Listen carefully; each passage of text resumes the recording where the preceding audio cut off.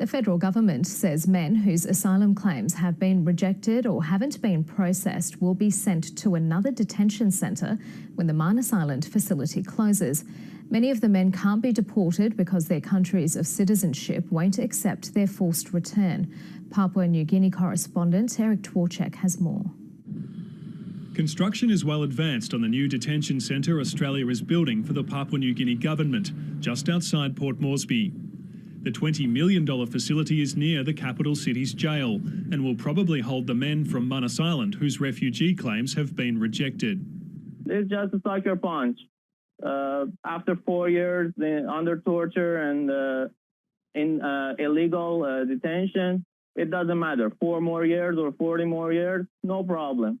There are 200 such men on Manus Island who could be sent here, although the Australian government says about 100 have accepted cash incentives to go back to where they came from. We've had a record number of people that have taken up offers to return back to their country of origin, given that they don't have legitimate claims to make in PNG. More than 100 men from Manus have been brought to Port Moresby recently, supposedly for medical treatment, and they're being kept under guard in a motel.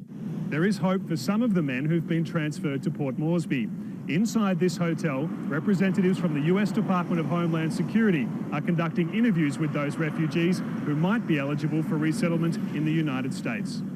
The men are being fingerprinted and interviewed as part of the so-called extreme vetting process.